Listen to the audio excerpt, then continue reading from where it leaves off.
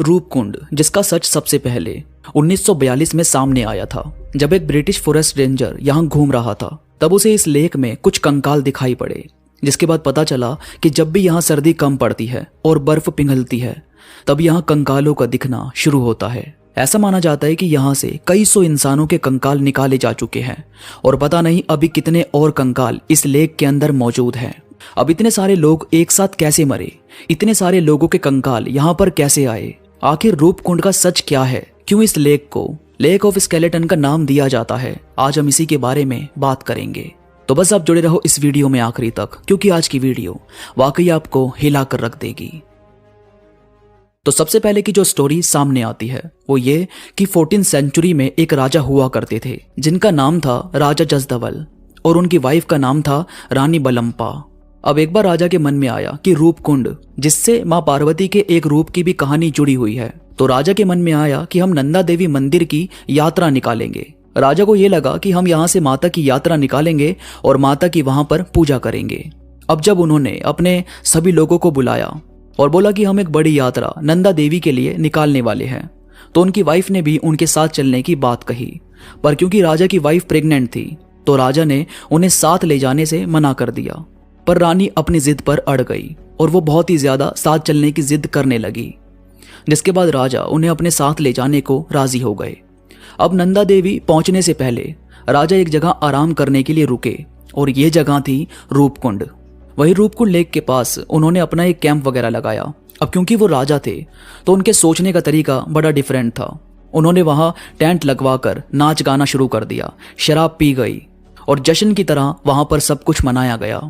नंदा देवी मंदिर जहां पर है उस पूरी जगह को बहुत पवित्र माना जाता है, वहां कुछ भी ऐसा करना अलाउ नहीं है। पर यह सब यहीं पर नहीं रुका। राजा की प्रेग्नेंट वाइफ ने अपने बच्चे को भी उसी जमीन पर जन्म दे दिया, जिसके बाद कहा जाता है कि राजा की यात्रा शुद्ध नहीं रही।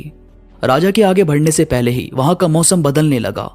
वहां की कुछ जमीन हिली और कुछ गड्ढे बन गए, जहां पर वो जो नाचने वाले लोग थे उनमें से कुछ उस गड्ढों के अंदर दस्ते चले गए। इसके बाद वहां पर बहुत बड़ा बर्फीला तूफान आया और वहां के सभी लोगों का एक बहुत बड़ा ग्रुप उस बर्फ की चादर में ढक गया, जिसके बाद उनका कोई नामो निशान नहीं था। वहां बर्फ के गोले पड़े थे, बहुत तूफान आया और फिर बर्फ की बहुत ऊंची चादर वहां पर ढकती चली गई। और कहा जाता है दोस्तों कि वहां बर्फ इतनी ज्यादा थी कि कई सौ सालों तक वैसी की वैसी ही बनी रही। और फिर जैसे जैसे वो बर्फ पिघलनी शुरू हुई तो लोगों के सामने ये इंसानों के कंकाल आने शुरू हो गए। अब भी देवी को खुश करने के लिए वहां पर यह यात्रा निकाली जाती है, मगर यह यात्रा 12 साल में सिर्फ एक बार निकलती है, जिसमें बहुत सारे लोग शामिल होते हैं। इसके बाद जब वो कंकाल 1942 में फाइंड हुए थे तो ये जानने के लिए कि वो कंकाल किसके हैं, उस ब्रिटिश फॉरेस्ट रेंजर ने हेल्प लेकर उन कंकालों को आइडेंटिफाई करने के लिए भेजा। एक्चुअली में उन्हें यह लग रहा था कि वर्ल्ड वॉर 2 में जो जापानीज सोल्जर भारत में घुसने की कोशिश कर रहे थे, हो सकता है कि ये कंकाल उन्हीं के हों। उन्हें यहाँ पर रहने का कोई भी साधन नहीं मिला और यहाँ की ठंड की वजह से वो यहाँ पर मरते चले गए। पर जब इनकी जांच की गई तो पता चला कि ये कंकाल तो कई सौ साल पुराने हैं, तो ये जापानीज सोल्जर्स के नहीं हो सकते। और फिर यह भी माना गया कि जरूर किसी रिचुअल के चलते लोगों ने यहाँ पर अपनी जान दे दी, यानी उन्हें किसी ने जान से मारने का कोई रास्ता बताया और एक साथ सबको मरने के लिए बताया गया। पर असल में वो हड्डियां किसी एक जगह पर मौजूद नहीं है, बल्कि वो जगह जगह पर फैली हुई है। यानी अगर किसी रिचुअल के चलते सब लोगों ने अपनी जान दी होती तो वो हड्डियां सारी एक साथ मिलती, पर हड्डियां अलग अलग जगह पर फैली हुई है। फिर हुआ यह कि 2004 में इंडिया और कुछ यूरोप के साइंटिस्ट ने इन कंकालों की कार्बन डेटिंग की। अब कार्बन डेटिंग एक ऐसी चीज है जिसमें हम जो पूरी लाइफ कार्बन कंज्यूम करते हैं, तो हमारी डेथ के बाद कार्बन 14 नाम का एक कार्बन हमारी बॉडी में मौजूद होता है और फिर हमारी डेथ के बाद वो बहुत आहिस्ता आहिस्ता कम होता जाता है, जिससे ये पता लगाया जा सकता है कि इंसान की डेथ कब हुई थी। और फिर जब ये रिसर्च उन कंकालों पर की गई तो पता चला कि ये हड्डियां 850 AD की हैं, जिसमें से जांच करते हुए पता चला कि कुछ स्कल के पीछे टूटने के भी निशान थे, जैसे किसी चीज से उनको मारा गया हो।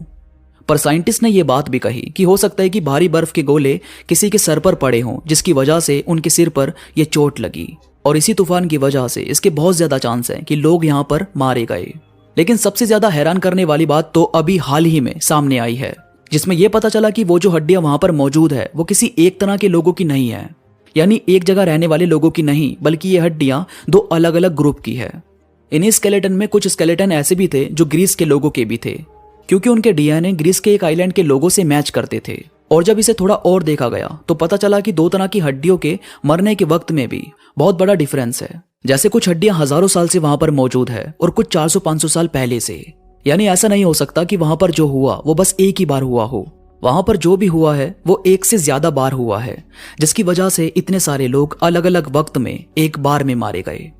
कभी ये बात सामने आती है कि कुछ हथियार वहां पर बहुत पुराने जमाने के मिले हैं, और कभी इस बात से इनकार कर दिया जाता है कि वहां से किसी भी तरह का हथियार अभी बरामद नहीं किया गया। वहां के लोगों की माने तो वो राजा वाली कहानी को ही सबसे ज्यादा सच मानते हैं, जो कि हो सकता है कि वहां पर हुआ भी हो, क्योंकि ना तो जापान की आर्मी के वहां पर कोई सबूत मिलते हैं और ना ही किसी भी बीमारी के चलते होने वाली डेथ के। पर वो हड्डियां कई सौ सालों से बर्फ में दबी हुई हैं, जो बर्फ की चादर के हटने के साथ ही वहां के लोगों को देखने को मिलती है। असल बात यह है कि स्केलेटन का रहस्य आज तक सुलझाया नहीं गया है। क्यों वहां ये सब हुआ था, क्यों वहां इतने कंकाल मिलते हैं। लेकिन अभी तक जितनी भी थ्योरी पेश की गई है उन्हीं से लोगों को वहां पर हुई डेथ के बारे में पता चलता है। वैसे आपको क्या लगता है, रूपकुंड में आखिर ऐसा क्या हुआ था जिसकी वजह से आज भी वहां इतने सारे कंकाल नजर आते हैं? मुझे कमेंट्स में जरूर बताना। दोस्तों, चैनल को सब्सक्राइब जरूर करो ताकि मैं आपके लिए ऐसी ही और भी वीडियोस लेकर आऊं, और आपके सपोर्ट से मुझे भी मोटिवेशन मिले। और वीडियो में कोई भी बात आपको पसंद आई है तो प्लीज लाइक करो और कमेंट्स में मुझे जरूर बताओ आपको आज की वीडियो कैसी लगी। तो मैं मिलूंगा आपसे नई वीडियो के साथ, तब तक अपना ख्याल रखिए।